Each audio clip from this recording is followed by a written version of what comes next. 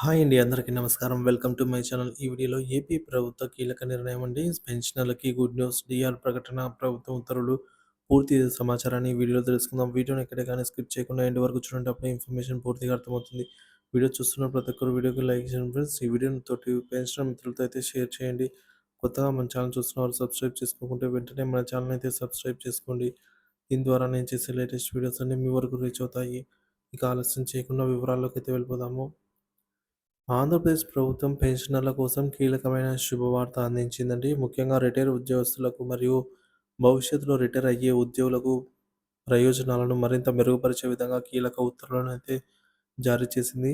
ఈ నిర్ణయంతో పెన్షనర్లు మరియు వారి కుటుంబ సభ్యులు హర్షం వ్యక్తం చేస్తున్నారు. తాజా నిర్ణయానికి పూర్వపు నేపథ్యం 2020 జనవరి నుంచి ఆర్టీసీ ఉద్యోగులను ప్రభుత్వంలో విలీనం చేయడం జరిగింది.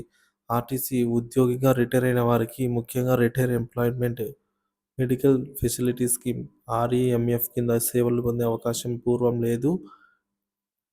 ఇప్పుడు అనేది ఆ స్కీమ్‌ను పునరుద్ధరిస్తూ మరీ తిరిగి ప్రారంభిస్తూ ప్రభుత్వం నిర్ణయం తీసుకుంది. తద్వారా రిటైర్ ఉద్యోగులు మరియు వారి జీవిత భాగస్వాములు మెరుగైన ఆరోగ్య సేవలను పొందవచ్చు.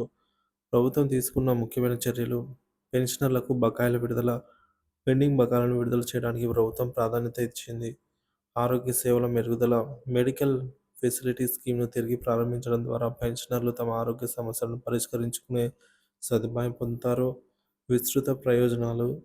ఈ సేవలు ప్రస్తుతం ఉన్న ఉద్యోగులకు మాత్రమే కాకుండా భవిష్యత్తులో రిటైర్ అయ్యే ఉద్యోగులకు కూడా అందుబాటులో ఉండేలాగా చర్యలు తీసుకోవడం జరిగింది. మరి దీనిపై పెన్షనర్ల స్పందన.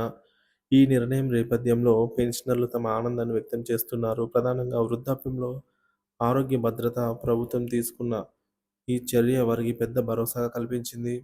సమాజంలో విలువ.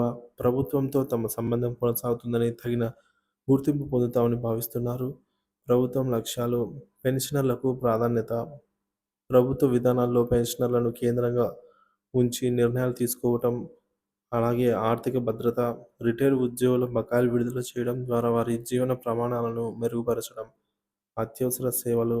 మెడికల్ ఫెసిలిటీస్ పునరుద్ధరణ ద్వారా వృద్ధాప్యంలో ఎదురయ్యే ఆరోగ్య సమస్యలను సమర్థవంతంగా పరిష్కరించగలము.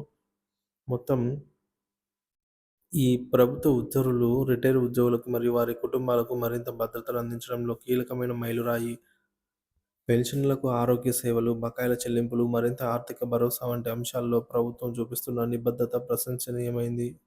ఇదొక శుభసూచక చర్యగా పెన్షనర్లు భావించడంతో పాటు భవిష్యత్తులో ఇలాంటి నిర్ణయాలు మరింత తీసుకురావాలని అయితే ఆశిస్తున్నారు. ఏపీ ప్రభుత్వం తీసుకున్న ఈ నిర్ణయం వృద్ధాప్య భద్రతకు నూతన ఉదాహరణగా అయితే నిలిచింది. దీనిపై మీ అభిప్రాయాన్ని కామెంట్ ద్వారా తెలియజేయండి.